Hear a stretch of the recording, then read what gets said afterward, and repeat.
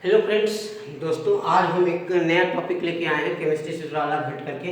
आप लोगों का डिमांड था, कुछ लोगों का, कि कंप्यूटर और ह्यूमन बीइंग के बीच में क्या समानता है, कैसे वर्क होते हैं। तो उसी के ऊपर एक टॉपिक लेके आए हैं जिसका टॉपिक का शीर्षक है कंप्यूटर वर्सेस ह्यूमन बीइंग। अब कंप्यूटर ह्यूमन बीइंग कैसे एक दूसरे से रिलेटेड हैं, कैसे काम करते हैं, उसके ऊपर ही एक टॉपिक है। आप देखिए, पहले समझने का प्रयास कीजिए। सबसे पहली बात यह है कि हम लोग जो काम करते हैं, यानी ह्यूमन बींग्स, हम लोग के पास काम करने के लिए दो तरह का माइंड होता है।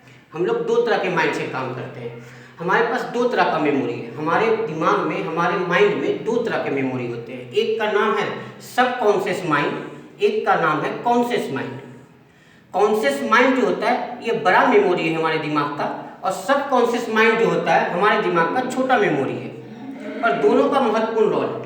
सबकॉन्शियस माइंड क्या है? ये एक्टिव माइंड है। जब भी हम कोई काम करते हैं प्रेजेंट टाइम में, कोई भी काम, प्रेजेंट टाइम में कोई भी काम आप जो कर रहे होते हैं, तो हम सबकॉन्शियस माइंड अर्थात एक्टिव माइंड से करते हैं। एक्टिव माइंड से किया गया काम ही धीरे धीरे ट्रांसफर होता है कॉन्शियस माइंड की तरफ। अब लेकिन सारे डाटा एक्टिव माइंड से अर्थात सबकॉन्शियस माइंड से हम लोग ट्रांसफर नहीं करते हैं कॉन्शियस माइंड में। हम लोग वही डाटा को बार बार ट्रांसफर करते हैं जो डाटा हम लोग बार बार रिपीटेशन करते हैं। आकाश कहने का मतलब ये है कि अगर कोई व्यक्ति या कोई बच्चा कोई चीज को बार बार जब पढ़ता है तो हमारा बॉडी इस बात को इंडिकेट करता है कि वो जो एक्टिव माइंड से काम कर रहा है उस डाटा को कॉन्शियस माइंड में ट्रांसफर करो। और अगर हम बार बार रिपीट नहीं करते तो हमारा बॉडी इस बात के लिए इंडिकेट करता है कि यह डाटा हमारे लिए उपयोगी नहीं है, इसलिए वो क्या करता है, वो हमारे बॉडी से डिलीट कर देता है। यानी हम बार बार जो डाटा को रिपीट कर रहे हैं वही डाटा सबकॉन्शियस माइंड से कॉन्शियस माइंड की तरफ जाता है। यानी ये स्टेबल, और जो डाटा कॉन्शियस माइंड में हमारा चला जाता है वो डाटा हमारे लिए फर्दर पूरे लाइफ के लिए स्टेबल हो जाता है। ठीक उसी प्रकार से अगर हम कंप्यूटर की तरफ आते हैं तो कंप्यूटर में देखते हैं कि हमारे पास दो तरह का मेमोरी है। एक होता है रैम, एक होता है हार्ड डिस्क। रैम और हार्ड डिस्क दोनों हमारे बॉडी के, दोनों हमारे कंप्यूटर के मेमोरी है। हार्ड डिस्क तो जैसा कि नाम से जान रहे हैं बिग मेमोरी है। रैम भी एक प्रकार का मेमोरी है, रीड एक्सेस मेमोरी इसको कहते हैं, रैम को। इसका मतलब यह है कि कंप्यूटर में जब भी हम कोई काम करते हैं एक्टिव समय में, प्रेजेंट टाइम में, वो हमारा रैम के थ्रू काम होता है, यानी रीड एक्सेस मेमोरी है, वो काम को एक्टिव करता है। लेकिन यही रैम धीरे धीरे डाटा को हार्ड डिस्क की तरफ ट्रांसफर करता रहता है। जो डाटा हम बार बार यूज करते हैं कंप्यूटर में, हमारा कंप्यूटर उस डाटा को रैम से उठा के हार्ड डिस्क में ट्रांसफर कर देता है और हार्ड डिस्क में स्टोर हो जाता है। इसका मतलब ये हुआ कि हमारे कंप्यूटर में जो रैम का वर्क है वो वास्तव में हमारे माइंड के अंदर जो मेमोरी है वो सबकॉन्शियस माइंड की तरह काम करता है। हमारे बॉडी के अंदर जो सबकॉन्शियस माइंड है वो भी एक्टिव माइंड है और रैम भी कंप्यूटर का एक्टिव माइंड है। हार्ड डिस्क जिस तरह से कंप्यूटर के अंदर काम करता है, ठीक उसी प्रकार से हमारे माइंड के अंदर जो मेमोरी है वो कॉन्शियस माइंड काम करता है। यानी कॉन्शियस माइंड हमारे शरीर का, हमारे दिमाग का हार्ड डिस्क की तरह मेमोरी है, और रैम जो है हमारे कंप्यूटर का सबकॉन्शियस माइंड की तरह काम करता है। अब हम प्रश्न उठता है कि एक चीज और होता है कंप्यूटर में जिसका नाम है रोम। रोम क्या है? रीड ओनली मेमोरी है। यह भी एक प्रकार का मेमोरी है कंप्यूटर का, पर इस मेमोरी का यूज कंप्यूटर में हम लोग नहीं करते हैं उपयोग के समय। यह जो है ये मैन्युफैक्चर मेमोरी है, यानी जो कंपनी, जो मैन्युफैक्चर कंपनी डाटा को बनाता है, सिस्टम कंप्यूटर बनाता है या मोबाइल बनाता है, वो कुछ सॉफ्टवेयर, कुछ हमारा जो एप्स हैं वो उसके अंदर डाल देता है, जिसको हम उसको डिलीट नहीं कर पाते हैं। और जो हमारा मैन्युफैक्चर कंपनी डालता है कंप्यूटर में या हमारे मोबाइल में, वही रोम कहलाता है, अर्थात रीड ओनली मेमोरी के नाम से कहलाता है। और इसको हम चेंज नहीं कर सकते। अगर हम इस रोम को चेंज करने का प्रयास करेंगे तो वो हमारा जो इलेक्ट्रॉनिक इंस्ट्रूमेंट है, डिवाइस है, वो नष्ट हो जाएगा। ये सिर्फ मैन्युफैक्चर मेमोरी है। ठीक इसी प्रकार से अगर हम अपने ह्यूमन बॉडी की तरफ हम आते हैं तो हम देखते हैं कि हमारे शरीर में भी भगवान के द्वारा एक दिया हुआ रोम सिस्टम है। जैसे कंप्यूटर में रोम है, उसी तरह से हमारे बॉडी में भी एक रोम है। वो रोम का काम हमारे ह्यूमन बीइंग में कौन करता है? डीएनए करता है। डीएनए में भी क्या होता है? हमारे कुछ सूचना परमानेंट स्टॉक होते हैं गॉड गिफ्टेड के द्वारा। डीएनए के अंदर ही क्या होता है? डीएनए डिसाइड करता है, जब बच्चा भ्रूण के रूप में होता है एम्ब्रॉय के रूप में होता है, भ्रूण के रूप में हमारा बॉडी के अंदर बच्चे होते हैं। जब बच्चे बर्थ से पहले की बात है तो हमारे वो डीएनए ही वो डिसाइड करता है कि उस व्यक्ति को आंख कहाँ मिलेगा, आइज कहाँ होगा, उसके पैर कहाँ होंगे, उसके नोज कहाँ होंगे, उसके माउथ कहाँ होंगे, ये डीएनए से ही डिसाइड होता है। अगर डीएनए ना होता हमारे बॉडी के अंदर तो कैसे हम डिसाइड करता हमारा बॉडी की आंख किसी का कहाँ होता। हो सकता है किसी व्यक्ति का आंख जहाँ होना चाहिए जनरल बॉडी का उससे कुछ अलग हटके बनता, हाथ अलग बनता, नोज अलग बनता, पर डीएनए उसको डिसाइड करता है, उसको स्पेस बनाता है कि बॉडी में आंख यही बनना चाहिए, नोज यही बनना चाहिए। तो ये एक प्रकार का मैन्युफैक्चर है, यानी बॉडी का मैन्युफैक्चरिंग के समय ही डीएनए डिसाइड करता है। तो डीएनए एक प्रकार का क्या है, रोम की तरह काम करता है। तो आप समझ गए ना, कंप्यूटर का जो रोम है वो वास्तव में क्या है, हमारे बॉडी में अगर उस रोम को हम ट्रांसफर करें तो हमारे बॉडी का डीएनए की तरह काम करता है। अब एक और चीज हमारा कंप्यूटर के अंदर होता है, वो होता है प्रोसेसर क्या, प्रोसेसर ही पूरे कंप्यूटर का सबसे मेन पार्ट है।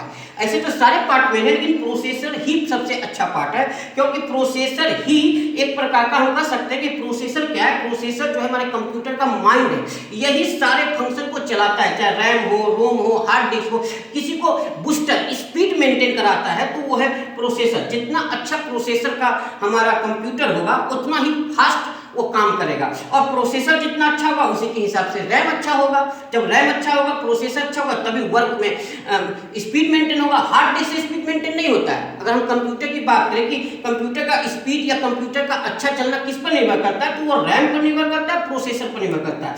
तो प्रोसेसर ही हमारे कंप्यूटर का प्राण है। ठीक उसी प्रकार से ह्यूमन बीइंग के अंदर भी प्रोसेसर होता है, जिसको हम माइंड के नाम से जानते हैं, और ये माइंड ही तार्किक होता है। इसी से हम किसी चीज के विषय में सोचते हैं, इसी से हम किसी चीज का एनालिसिस करते हैं, तर्क शक्ति डेवलप करते हैं। इसी एनालिसिस शक्ति से कोई व्यक्ति, कोई बच्चा 10 मिनट में कोई चीज को समझ लेता है, कोई बच्चा उसको 20 मिनट में समझता है। ये प्रोसेसर का निर्भर करता है। तो प्रोसेसर हमारे माइंड में भी होता है, जिस तरह से हमारे बॉडी के अंदर प्रोसेसर होता है, ठीक उसी प्रकार से कंप्यूटर के अंदर भी प्रोसेसर होता है।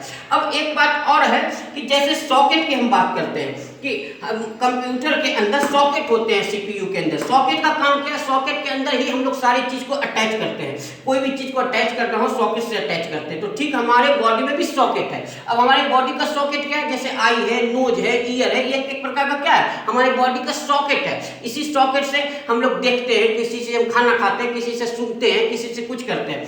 अब एक प्रश्न और आता है कि सीपीयू के अंदर एक मदरबोर्ड भी होता है। मदरबोर्ड क्या है, मदरबोर्ड क्या है, एक तरह से अगर मदरबोर्ड को हम अगर ह्यूमन बॉडी के अंदर ले जाने का प्रयास करें कि ये किस रूप में जाएगा, तो ये स्केलेटन के रूप में जाएगा। स्केलेटन क्या है, हमारा जो स्किन है, स्किन के अंदर जो बॉडी शेप है पूरा स्केलेटन के अंदर शेप है। स्केलेटन के अंदर ही नोज, आई सबका स्पेस स्थान बना हुआ है उसी के अंदर।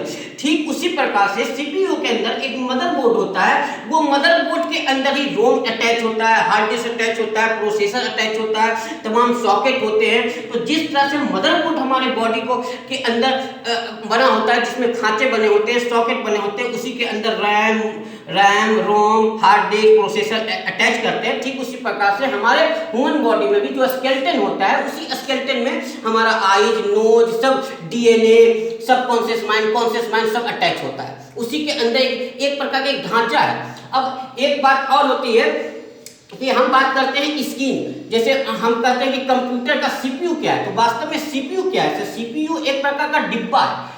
इस डिब्बे के अंदर ही मदरबोर्ड होता है, उस मदरबोर्ड के अंदर ही रैम होता है, रोम होता है, हार्ड डिस्क होता है, प्रोसेसर होता है, सॉकेट होता है। तो ये एक प्रकार का कैबिनेट है। जो कैबिनेट के अंदर होता है, उस कैबिनेट को ही हम क्या कहते हैं, सीपीयू कहते हैं, सेंट्रल प्रोसेसिंग यूनिट तो नाम है, लेकिन ये एक प्रकार का डिब्बा है। इस डिब्बे के अंदर पहले क्या हुआ, मदरबोर्ड हुआ, फिर मदरबोर्ड के अंदर तमाम सॉकेट्स के जरिए तमाम स्थान सुरक्षित होते हैं। इसी सुरक्षित स्थान के अंतर्गत फोकस कीजिए, इसी के अंदर हम सारी चीज को अटैच करते हैं। ठीक उसी प्रकार से अगर हम अपने बॉडी के अंदर ले जाए तो हमारे बॉडी के ऊपर भी एक स्किन का लेयर होता है, जिससे हमारा स्केलेटन ढका होता है। जो स्किन है वो as like a CPU cabinet की तरह है। तो समझ गए ना अब दोस्तों कि जैसे कंप्यूटर में सीपीयू का कैबिनेट है, ठीक उसी प्रकार से हमारे बॉडी के अंदर स्किन लेयर होता है। जैसे इसके अंदर मदरबोर्ड है, उसी तरह से हमारे बॉडी में स्केलेटन है। जैसे आपका मेमोरी है, मेमोरी दो तरह का होता है, रैम और हार्ड डिस्क। ठीक उसी प्रकार से रैम को अगर हम अपने बॉडी के अंदर मेमोरी के रूप में ले जाए तो रैम का काम सबकॉन्शियस माइंड करता है। रैम भी एक्टिव मेमोरी है, सबकॉन्शियस माइंड भी एक्टिव मेमोरी है। हार्ड डिस्क की तरह कॉन्शियस माइंड काम करता है। प्रोसेसर हमारा कंप्यूटर में भी होता है और ह्यूमन बीइंग के अंदर भी प्रोसेसर होता है। और बात करें मदरबोर्ड का तो मदरबोर्ड स्केलेटन की तरह काम करता है। तो इस तरह से हमारा पूरा कंप्यूटर ह्यूमन बीइंग के ऊपर निर्धारित है। और एक चीज याद रखिएगा दोस्तों कि जब किसी चीज को आप बार बार जब आप रिपीट करोगे तभी वो सबकॉन्शियस माइंड से कॉन्शियस माइंड में जाएगा। अतः किसी बच्चे को मारने की जरूरत नहीं है। अगर कोई बच्चा कोई डाटा को बार बार भूल जा रहा है, टेबल भूल जा रहा है, तो इसका मतलब ये नहीं है कि वो बच्चा मेहनत नहीं कर रहा। मेहनत तो कर रहा है एक्टिव माइंड से, पर वो एक्टिव माइंड उसको निर्धारित नहीं कर पा रहा है कि इसको कॉन्शियस माइंड में रखे कि कॉन्शियस माइंड से बाहर रखे। क्योंकि हर डाटा सब कॉन्शियस माइंड से कॉन्शियस माइंड में नहीं जा सकता। जिस डाटा को बार बार रिपीटेशन करेंगे वही डाटा कॉन्शियस माइंड में जाएगा। जो कॉन्शियस माइंड में जाएगा वही स्टेबल हो जाएगा। इसलिए बच्चों को मारने से ज्यादा अगर कोई डाटा याद नहीं होता तो उसको रिपीटेशन कराइए उस डाटा को। जब रिपीटेशन कराइएगा तो ऑलरेडी जो एक्टिव माइंड है, सबकॉन्शियस माइंड, वो डिसाइड कर लेगा कि इस व्यक्ति को उस डाटा का बार बार यूज है और वो डाटा वो सबकॉन्शियस माइंड से कॉन्शियस माइंड में चला जाएगा। ठीक है मेरे दोस्तों, इस वीडियो को यहीं पर हम समाप्त करते हैं। अगले वीडियो में और इसके ऊपर चर्चा करेंगे।